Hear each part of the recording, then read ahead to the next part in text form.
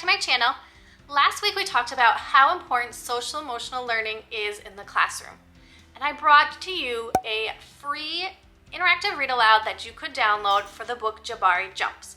And I will leave a link to that right here so that you can go grab that interactive read aloud along with the one that I'm going to share with you today.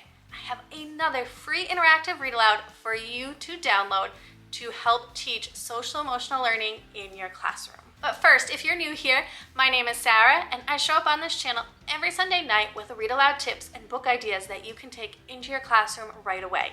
If that sounds like something you're interested in, make sure you give this video a thumbs up and hit that red subscribe button down below so that you don't miss a video. I truly love sharing how you can use picture books and novels in your classroom every single day and how powerful they can be in your students' lives.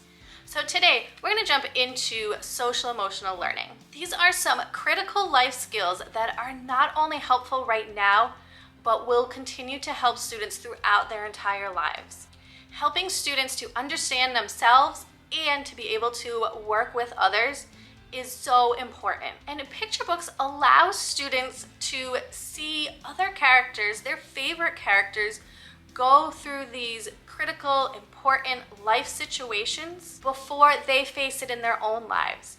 So talking them through it and seeing how the characters react and face the situation will make it so much easier for them when they come to that issue in their own lives. So the Center for Academic, Social, and Emotional Learning breaks down SEL into 5 different competencies. Today we're going to focus on self-awareness. And this is to help students understand their own behaviors, thoughts, and values, and how it affects them in the everyday choices that they make. And more specifically, under this competency, we are going to be focusing on the skill of showing kindness. So the book that I chose for this skill is Be Kind. So in this story, a young girl spills grape juice all over her dress while she's at school. And she's so embarrassed and she runs out of the classroom.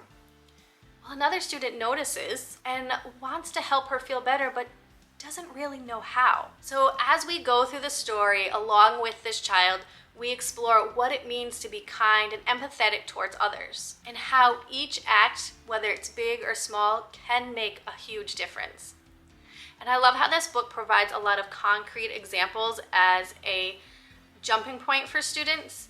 It gives them those ideas of how to be kind towards others and helps them to kind of start brainstorming other ways that they can be kind in their everyday lives, whether it's in school, at home, or even out in the community. So before reading the story, I would activate students' background knowledge. I would ask them, what do they think of the title? What do they think it means to be kind? Have they shown kindness to somebody else? How did they feel when somebody was kind to them? This kind of gets their brains start thinking about the skill that we're going to be approaching as we read the book aloud. So then I said our purpose for reading that we're going to talk about what it means to be kind and what the characters are going to be doing in the story. Then as we go through the story, we stop and discuss along the way the different ways that the characters are showing kindness to one another. And I always print out my stopping points on Post-it notes and stick them right in the book so that it's easy for me to remember where to stop and where those best points for discussion are going to be. You could also print them out on a full sheet of paper that has all of the talking points on them, but I find it easier just to put them right on sticky notes and write in the book. As we go through the story, not only do we stop and have discussions, but I try to make it engaging for students. We act out certain parts. They turn and talk to a partner. I share think alouds, what I'm thinking in my head as I'm reading the book to kind of prepare them for what they could be thinking as well. Sometimes I'll ask them to give me a thumbs up or a thumbs down, depending on what's happening in the story. And this all really engages them in the story and helps bring the concept to life and helps them connect with the social emotional skill that I am teaching along with the story. So as we wrap up the story, we have a final discussion. After the story is ended, I ask students if they've learned different ways to be kind to others. Do they have any other ideas that were not suggested in the book? We have another great discussion about what being kind means and how they can be kind to others. And then after I read the story and we have our discussion, I like to do a few extension activities to really bring this concept to life and really help students connect with the concept that's being taught. So the first thing I like to do is a quick written response, and this one is just, What is one way that you can be kind to someone today?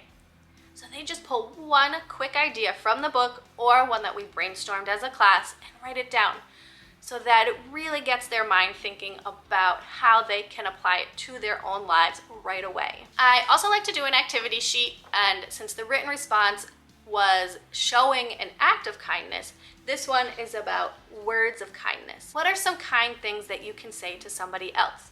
And in each talking bubble, they're gonna write a different sentence or phrase that they can say to somebody else to be kind and to really make that person's day. And again, by writing these down and having students think about these words of kindness will help them internalize it and say those words out loud to someone else, whether it's that day or weeks down the road. It's really showing them how important acts of kindness and words of kindness are. The next thing I do with my students is always their favorite, to get them really engaged in the social emotional learning skill that we're talking about. We'll either do a game or we'll do a craft. So this one is a flower and it says, I can be kind. And on each petal, students write different ways that they can be kind to somebody else. So you can print out as many petals as you want, and students can write one act of kindness or word of kindness on each petal. And then this makes a great bulletin board display for your classroom that students can see all the time, or even hang them out in the hallway where other classes can see it as well. And we'll remind them of those acts of kindness that they can do throughout the day. And then the last thing that I like to do with students is task cards. And on each of these task cards is a real world scenario or a very thought-provoking question connected to both the book and the SEL skill that we've been talking about. And these task cards can be done in a variety of ways. You can use them as full class discussions. You could break students into small groups and discuss it with them at that point.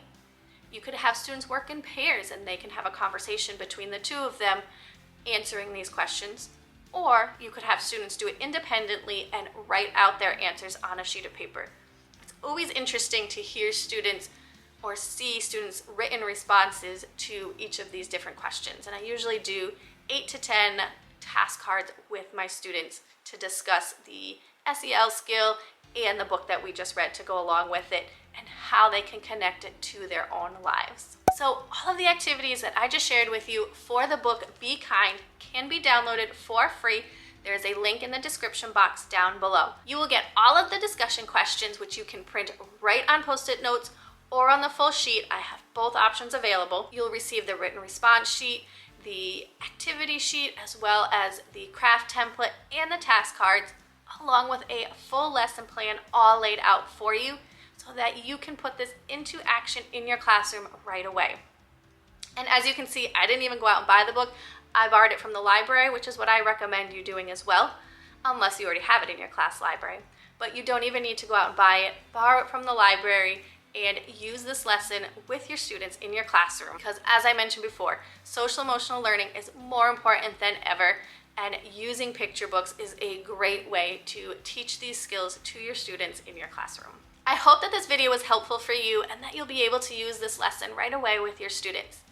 If you are interested in more videos like this, please leave a comment down below letting me know so that I can continue to bring picture book lessons to you each week. If it was helpful, also give this video a thumbs up. Hit that red subscribe button down below so that you don't miss a video, because I'll be back next week with more read aloud tips and book ideas for you to use in your classroom. Have a great week.